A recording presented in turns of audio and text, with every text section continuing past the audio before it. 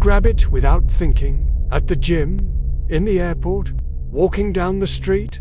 Bottled water, it promises purity, convenience, a sip of nature. But what if I told you its origin story has nothing to do with thirst?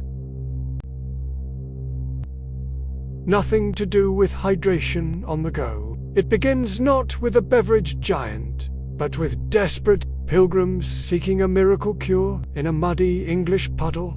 In 1622, at the Holy Well in Malvern, people scrambled to collect water they believed healed the sick. They bottled it, sold it,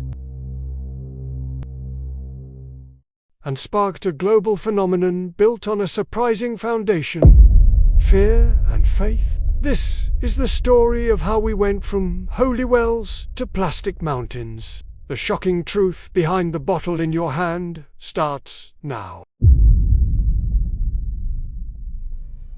Imagine a city, London, 1854. The air is thick with the stench of sewage and industry. The River Thames isn't just water, it's an open sewer, choked with human waste, industrial runoff, and dead animals.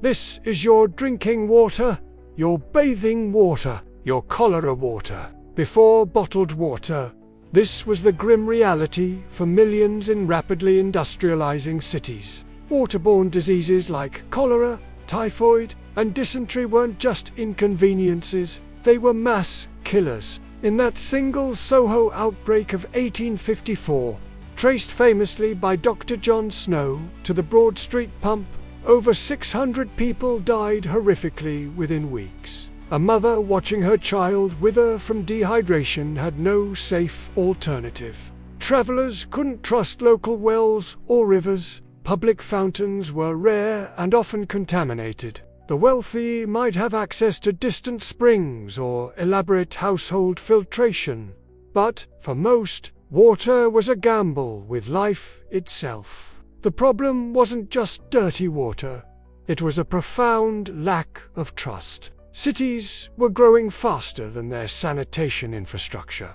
Science understood germ theory was emerging, but solutions were slow. People craved safety and certainty. They needed water they could believe in, water visibly separated from the filth surrounding them. Humanity didn't just need hydration. It needed a guarantee against the invisible killers swirling in every glass drawn from the communal pump.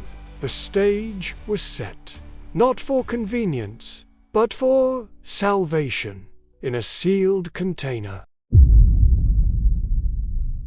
The spark wasn't thirst, it was bubbles and belief. Enterprising individuals near natural mineral springs, like those early Malvern bottlers, or the monks at monasteries like San Pellegrino in Italy, realized people would pay for water perceived as medicinal, but capturing the magic, especially the effervescence, was the challenge. The real breakthrough came not at a spring, but in a laboratory.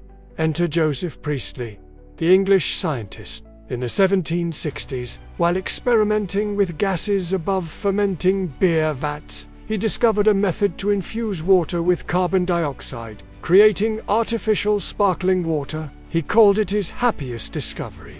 But it was Johann Jacob Schwepp, a German watchmaker and amateur scientist in Geneva, who saw the commercial potential. Schwepp perfected Priestley's method around 1783, developing a reliable system using compression pumps to carbonate water consistently. The human drama, Schwepp almost gave up. Early attempts leaked, exploded, or produced flat water. It was fiddly, expensive, and required meticulous craftsmanship, skills from his watchmaking trade. But he persisted. In 1792, sensing a larger market, he moved to London. His timing was terrible. Arriving during the upheaval of the French Revolution and facing stiff competition, Schwepp partnered with others, struggled financially, and nearly faded into obscurity. The near miss was real. Yet Schwepp's mineral water, advertised for its health benefits, mimicking natural spas, slowly gained traction among the affluent. The invention wasn't the bottle, it was the process and the promise inside it. Schweppes didn't invent bottled water, but he industrialized and popularized the carbonated version, turning a niche medicinal product into the foundation of a vast industry. He proved you could bottle nature's perceived magic, setting the template for everything that followed. But here's what really happened next. The focus shifted from bubbles to basics, from medicine to something far more primal. For over a century, bottled water remained largely a luxury or a medicinal curiosity, dominated by European mineral springs and carbonated versions. Glass bottles were heavy, expensive, and fragile. Then came not one, but 2 world wars and a marketing masterstroke. Perrier, the French sparkling water, had been bottled since 1863. After World War II, its owner, Gustave Levan, faced a struggling brand. His insight: forget medicine, sell lifestyle. In the 1950s and 60s, Perrier launched iconic ads, associating its green bottle with chic Parisian cafes, jet-setters, and vibrant health. It wasn't water, it was an accessory, a symbol of continental sophistication. Suddenly, bottled water wasn't just for invalids, it was for the aspirational. But the real game-changer hit America in the 1970s. Rising environmental concerns, like the Cuyahoga River catching fire, eroded trust in tap water. Enter brands like Perrier, aggressively marketed as pure and safe. Then came the seismic shift. Plastic, specifically polyethylene terephthalate, PET, patented for water bottles by Nathaniel Wyeth at DuPont in 1973 and commercially adopted in the late 1970s. PET was revolutionary. Lightweight, shatterproof, and cheap. It slashed transportation costs and made single-serving bottles economically viable. This wasn't just an improvement, it was an explosion. Small, regional spring water companies proliferated. Then, in 1989, came a bold move that changed everything. PepsiCo launched Aquafina, followed by Coca-Cola's Dasani in 1999. They didn't need springs. They used filtered municipal tap water. Marketing shifted decisively to purity, convenience, and an active lifestyle. Bottled water became the ultimate portable product. Gym bags, car cup holders, desks. It was everywhere. Annual global consumption skyrocketed from barely 1 billion gallons in 1976 to over 100 billion gallons by the 2000s. A luxury niche had become a global hydration habit, fueled by plastic and powerful perception. But the convenience came with a cost nobody initially calculated. The bottled water revolution solved one problem: perceived safety and portability, but unleashed a cascade of others. The most visible, plastic mountains. That lightweight, cheap PET bottle had a dark side. Disposability, recycling rates, where they exist, struggle to keep pace. Millions of tons of plastic bottles end up in landfills annually, taking centuries to decompose, or worse, fragmenting into microplastics, infiltrating our oceans, soil, and even our bodies. Studies reveal microplastics are now found in bottled water itself. A cruel irony.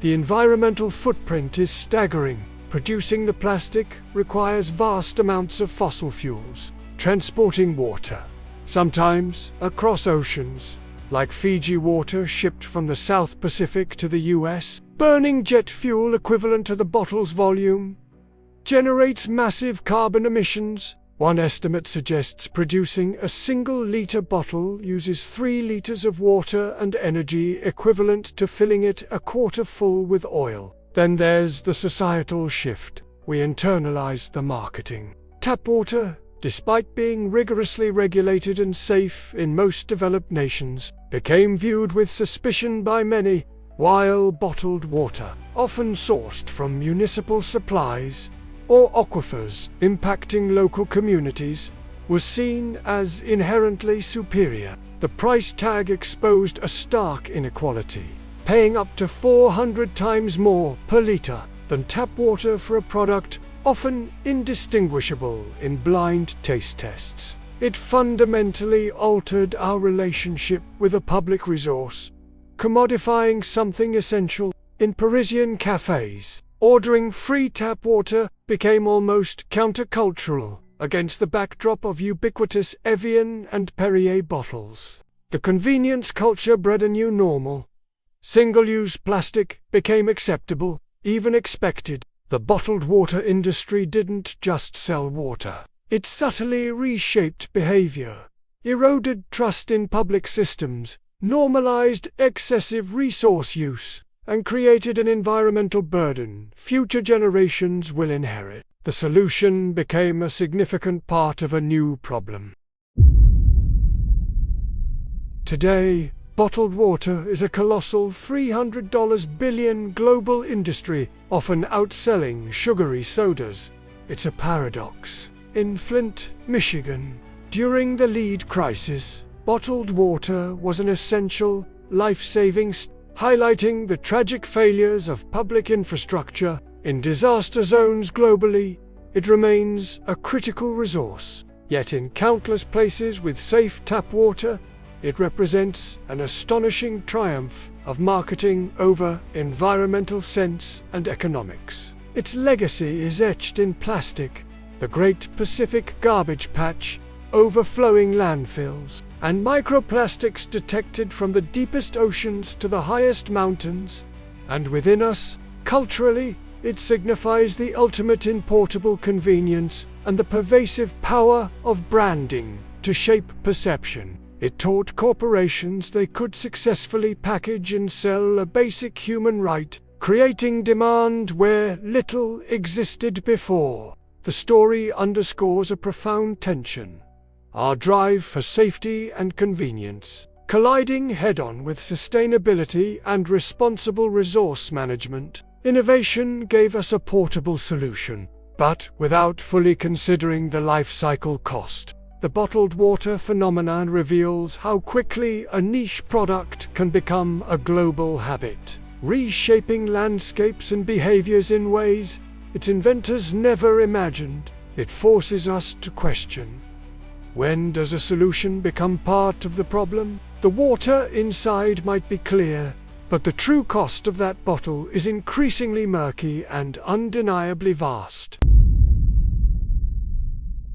The story of bottled water teaches us that innovation often solves one urgent need, but can create unforeseen ripples. It shows how human ingenuity, coupled with powerful marketing, can reshape our most basic habits and the planet itself, for better and worse. The next time you reach for a plastic bottle, pause. Consider the journey, not just of the water, but of the bottle itself.